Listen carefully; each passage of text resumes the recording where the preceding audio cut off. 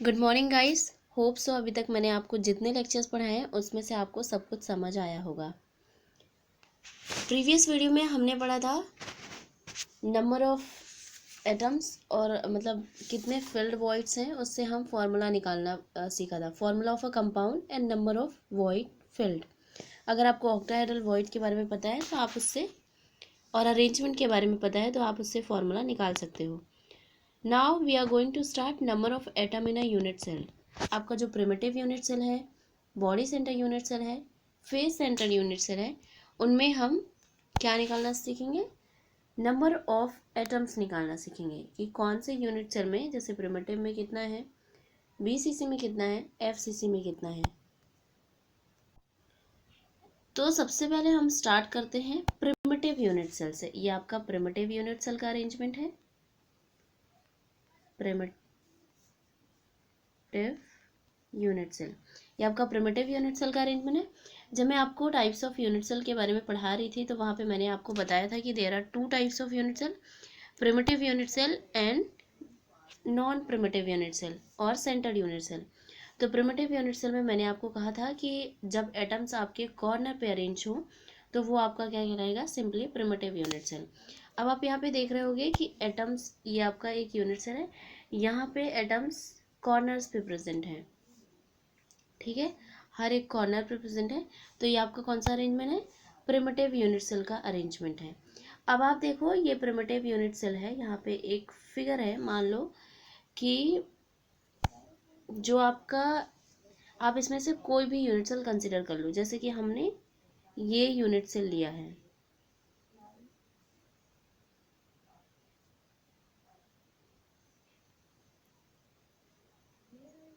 ये वाला कंसिडर किया है।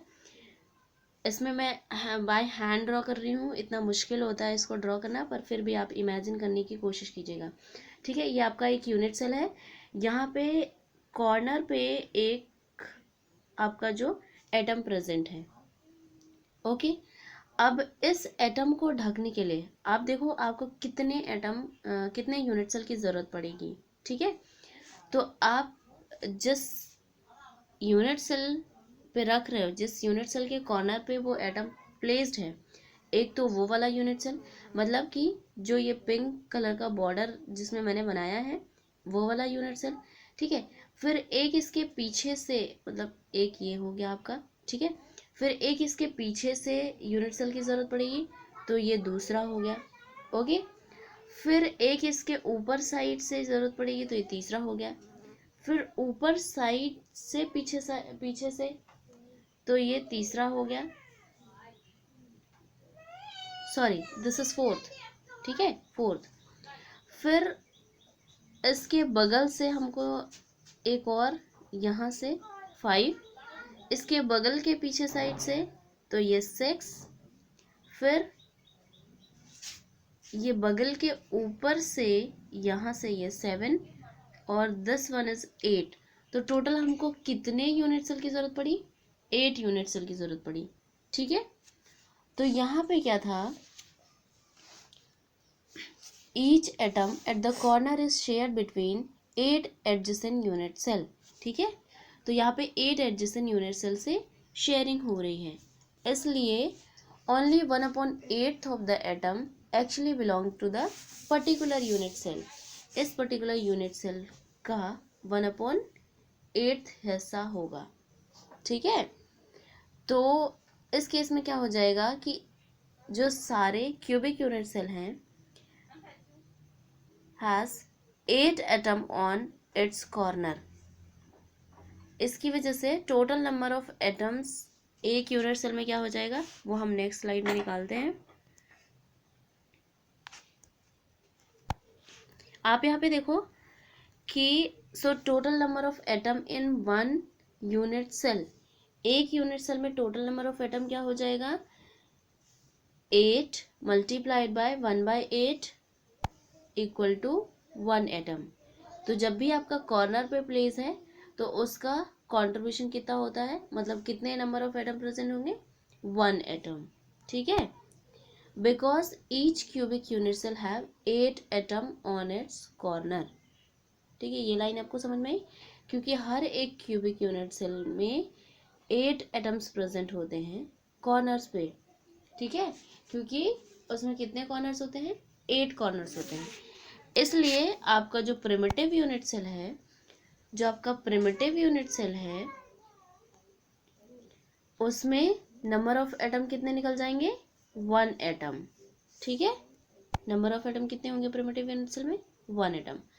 अब हम नेक्स्ट चलते हैं बॉडी सेंटर यूनिट सेल के बारे में।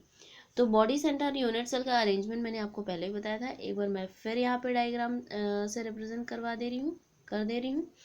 तो यहाँ पे बॉडी सेंटर यूनिट सेल में क्या होता है कि आपका कॉर्नर्स पे तो एटम प्रेजेंट होंगे, साथ ही साथ बॉडी सेंटर पे भी प्रेजेंट होंगे, ठीक है। तो अब हम आपको नेक्स्ट लेके चलते हैं, यहाँ पे क्या होता है। अब आप यहाँ देखो कि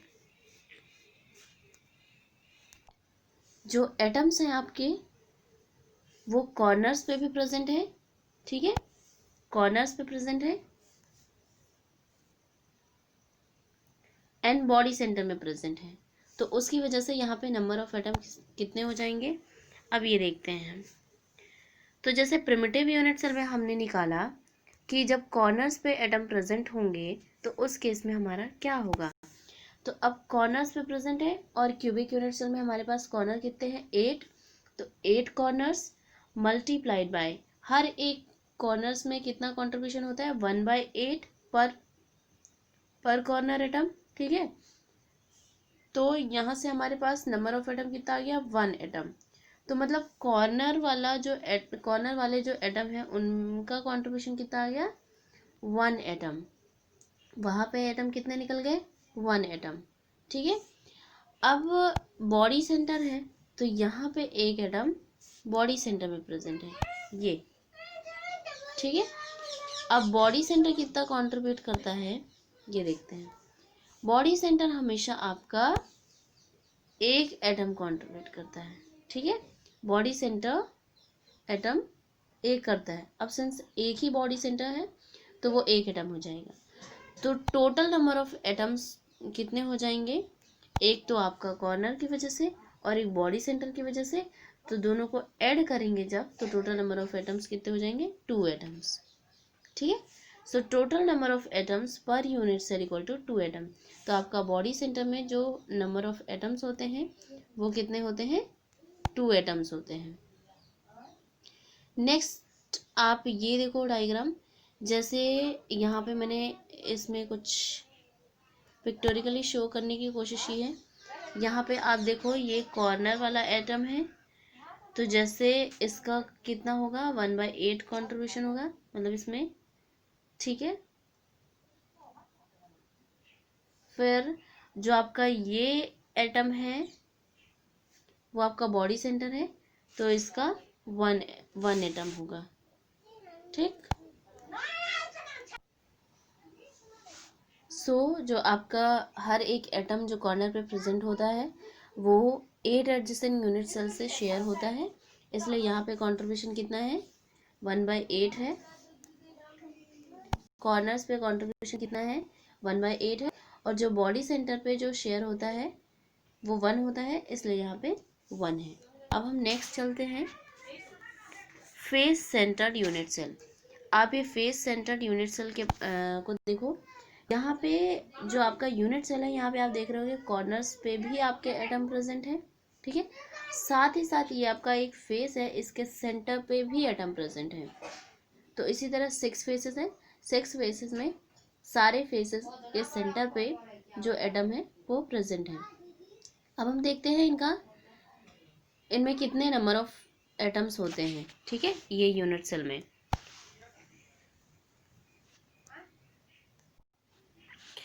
तो सबसे पहले हम कॉर्नर्स का देखते हैं, जैसे कि हम पहले भी निकाल चुके हैं। कॉर्नर्स का कितना होगा, 8 कॉर्नर एटम, ठीक है।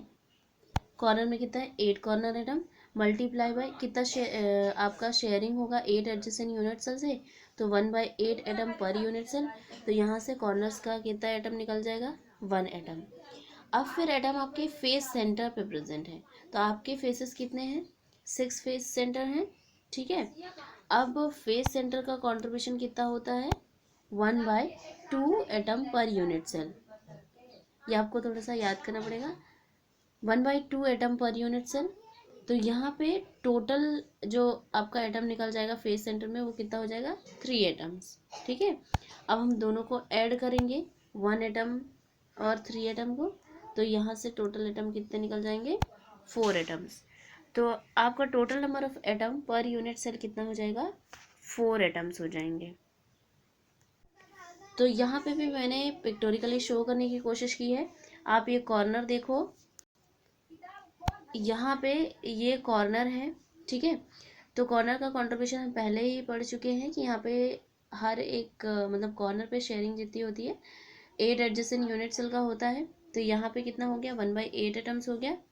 ठीक, अब यहाँ पे जो आपका फेस सेंटर है, फेस सेंटर में क्या होता है कि each atom at the face centre is share between, यहाँ पे 1/2 का शेयरिंग होता है। ठीक है, तो ये चीज़ इस डायग्राम में शो की गई है।